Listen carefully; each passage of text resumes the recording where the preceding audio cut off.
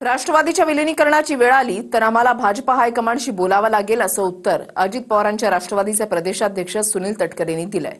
तुमच्या गटाचे तुम्हीच राष्ट्रीय अध्यक्ष असताना तुम्हालाच इतरांची परवानगीची गरज का, अशी टीका यावरून होतीये। पाहूया।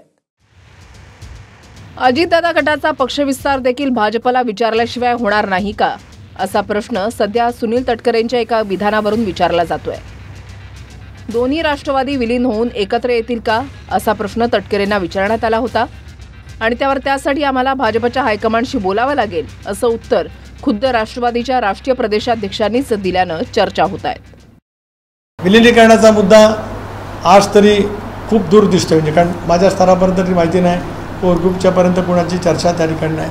आणि त्यानंतर सुद्धा आम्ही निर्णय घेताना भारतीय जनता पक्षाच्या शीर्षस्थ नेतृत्वाने सारासार विचार करत आम्हाला सोबत घेतलं। तशा वेळ स्थिती त्याला भारतीय जनता पक्षाच्या केंद्रीय नेतृत्वाजवळ सुद्धा आम्हाला चर्चा करावी लागेल, पण ती वेळ तेव्हा। मुळात असं काही घडतंय का हे सुद्धा आपल्याला पाहावं लागेल आणि मग त्याच्यावर काय कॉमेंट करायची, पण मलाही ते माहिती नाही की मुळात असं काही घडतंय।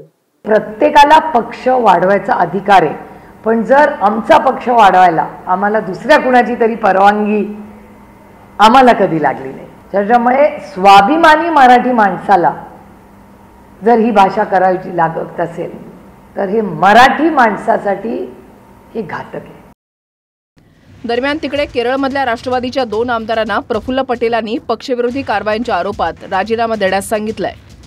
राष्ट्रवादीचे 2 आमदार केरळमध्ये डाव्यांच्या सरकारसोबत आहेत। मात्र आता वाद कशामुळे तयार झाला ते समजून घेऊया।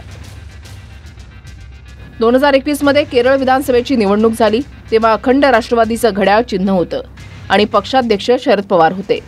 त्याच घड्याळ चिन्हावर केरळमध्ये राष्ट्रवादीचे दोन्ही आमदार जिंकले।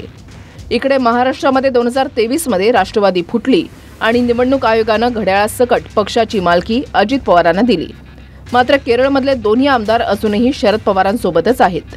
पण आता घड्याळ आमचं चिन्ह असल्यानं केरळच्या दोन्ही आमदारांनी राजीनामे द्यावेत असं पत्र प्रफुल्ल पटेलांनी पाठवलंय।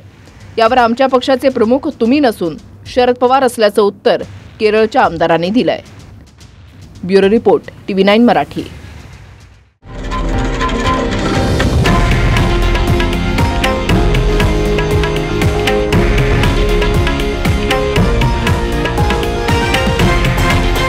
हे आहे देशातील नंबर 1 न्यूज नेटवर्क आणि आपण पाहत आहात TV9 मराठी, एकमेव।